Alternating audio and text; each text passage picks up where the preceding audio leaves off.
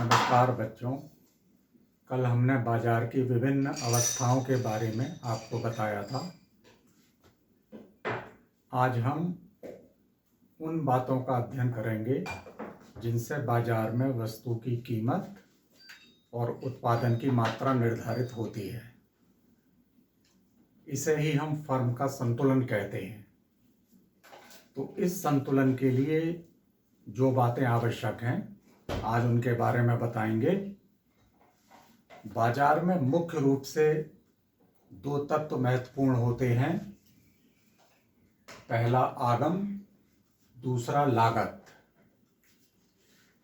उत्पादित वस्तु को बाजार में बेचने पर जितनी आय प्राप्त होती है उसे हम आगम कहते हैं, और उस वस्तु के निर्माण पर जितना खर्च होता है, जितना व्यय होता है, उसे हम लागत या कॉस्ट कहते हैं। आगम के तीन स्वरूप सामने आते हैं।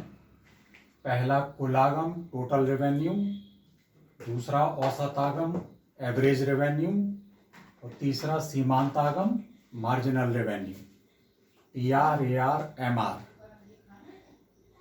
कुल आगम से मतलब वस्तु की एक निश्चित इकाइयों को बाजार में बेचने पर जितनी आय प्राप्त होती है उसे हम कुल आगम कहते हैं। जैसे 100 इकाइयों का उत्पादन हुआ, उन्हें बाजार में बेचने पर जितनी आय प्राप्त हुई वो कुल आगम कहलाती है। यदि हम कुल आगम को वस्तु की बेची जाने वाली इकाइयों से डिवाइड कर दें, भाग दे दें, तब औसत आगम या AR प्राप्त होता है। इस औसत आगम या AR को हम वस्तु की कीमत भी कहते हैं। AR मतलब वस्तु की कीमत। तीसरा सीमांत आगम। यदि उत्पादन प्रक्रिया में एक अतिरिक्त इकाई का उत्पादन करके बेचने पर कुल आगम में जितनी वृद्धि होती है उसे हम उस अतिरिक्त इकाई का सीमांत आगम कहते हैं। जैसे मान लो 100 इकाइयों का उत्पादन हुआ, उसे बेचने पर हमें 100 रुपये प्राप्त हुए, तो वो 100 रुपये कुल आगम कहलाएंगे। और यदि हम इन 100 रुपये को वस्तु की इकाइयों यानी 100 इकाइयों से भाग कर दें तो जो प्राप्त होगा वो सीमांत आगम कहलाएगा।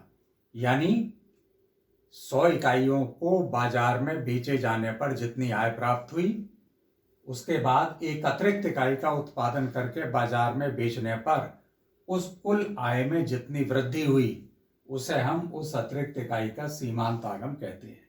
जैसे 100 इकाइयों को बेचने पर हमें 100 रुपये प्राप्त हुए, कुल आगम हो गया। यदि हम एक और अतिरिक्त इकाई यानी 101वीं इकाई का उत्पादन करें और कुल आगम बढ़कर 110 रुपये हो जाए, तो ये 10 रुपये जो बढ़े वो सीमांत आगम कहलाते हैं। पूर्ण प्रतियोगिता में जो बाजार की एक विशेष अवस्था है, उसमें जो आगम रेखा है वो एक पड़ी हुई रेखा होती है। यानी जो कीमत रेखा या इसे हम मांग रेखा भी कहते हैं, ये एक पड़ी हुई रेखा होती है। उसका कारण यह है कि पूर्ण प्रतियोगिता में वस्तु की कीमत एक समान होती है। उत्पादन की कोई भी मात्रा बेची जाए, कीमत एक समान ही रहेगी। लेकिन बाजार की बाकी सब अवस्थाओं में, जिसे हम अपूर्ण प्रतियोगिता कहते हैं, जो कीमत रेखा या मांग रेखा या AR रेखा है वो नीचे गिरती हुई होती है। इस नीचे गिरती हुई आय रेखा या AR रेखा या कीमत रेखा का मतलब है कि यदि हम वस्तु की अधिक इकाइयों का उत्पादन करके बेचें तब हमें कीमत घटानी पड़ेगी। यानी जितना हम अधिक उत्पादन बेचेंगे उतनी ही कीमत हमें कम करनी पड़ेगी, तभी वो वस्तु बिक पाएगी। तो इसलिए अपूर्ण प्रतियोगिता में AR रेखा नीचे गिरती हुई होती है। यानी वस्तु की अधिक मात्रा बेचने के लिए कीमत कम करनी पड़ती है। और MR AR से नीचे होता है। यानी अधिक मात्रा बेचने के लिए जो कीमत में कमी करनी पड़ती है वो केवल उस अतिरिक्त मात्रा पर नहीं बल्कि पिछली बेची जाने वाली सभी इकाइयों पर करनी पड़ती है। इसलिए सीमांत आगम औसत आगम से हमेशा कम रहता है। तो ये पूर्ण प्रतियोगिता की स्थिति और ये अपूर्ण प्रतियोगिता की स्थिति। तो ये हमारी आगम रेखाएं हैं, कीमत रेखाएं हैं, या इन्हें हम मांग रेखा कहते हैं। दूसरा कॉन्सेप्ट लागत का, वस्तु को बनाने में जितना खर्च होता है उसे हम लागत कहते हैं। ये लागत भी 3 प्रकार की होती है, कुल लागत, औसत लागत, सीमांत लागत। वस्तु की निश्चित इकाइयों को बाजार में बेचने पर जितना व्यय होता है उसे हम कुल लागत कहते हैं उत्पादन की। यदि कुल लागत को वस्तु की बेची जाने वाली मात्रा से भाग कर दिया जाए तो औसत लागत, और एक अतिरिक्त इकाई का उत्पादन करके उसे बेचने पर कुल लागत में जितनी वृद्धि होती है उसे हम सीमांत लागत कहते हैं। औसत लागत और सीमांत लागत में एक निश्चित संबंध होता है जो बाजार की हर स्थिति में एक सा ही रहता है। पहले लागत का स्वरूप क्या होता है? दोनों प्रकार की लागतें उत्पादन की प्रारंभिक अवस्था में गिरती हैं।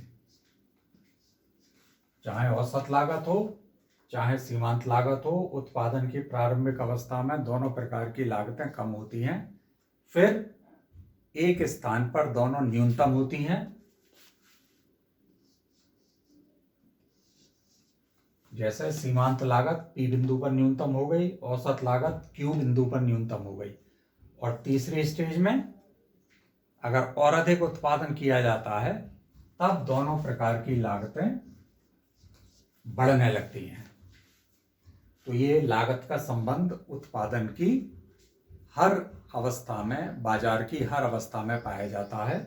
यानी दोनों प्रकार की लागतें शुरू में गिरती हैं उत्पादन की प्रारंभिक अवस्था में, फिर न्यूनतम होती हैं, अंत में बढ़ने लगती हैं। सीमांत लागत रेखा औसत लागत रेखा को उसके न्यूनतम बिंदु पर काटते हुए ऊपर निकल जाती है, ये संबंध रहता है। यानी जो औसत सीमांत आगम रेखा है वो औसत लागत रेखा के न्यूनतम बिंदु पर काटती हुई ऊपर निकल जाती है ना। लागतों का ये स्वरूप इसलिए क्योंकि उत्पादन जब प्रारंभ होता है तब उत्पत्ति के साधनों का कुशलतम उपयोग शुरू होता है, जिसके कारण लागतें प्रारंभ में घटती हैं। उसके बाद जब कुशलतम प्रयोग का बिंदु आ जाता है, यानी हमारे सभी संसाधन कुशलतम प्रयोग पे काम करने लगते हैं, तब लागतें न्यूनतम हो जाती हैं।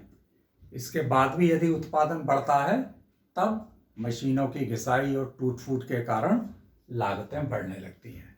तो ये इस तरह ये संबंध पाया जाता है। इस प्रकार बाजार की प्रत्येक अवस्था में जो भी फर्म है, उद्योग में काम कर रही है, उसे अपना संतुलन स्थापित करने के लिए आगम और लागत, इन दोनों की मदद लेनी पड़ती है। अगले उसमें हम बाजार की पहली अवस्था पूर्ण प्रतियोगिता में फर्म के संतुलन का अध्ययन करेंगे। धन्यवाद।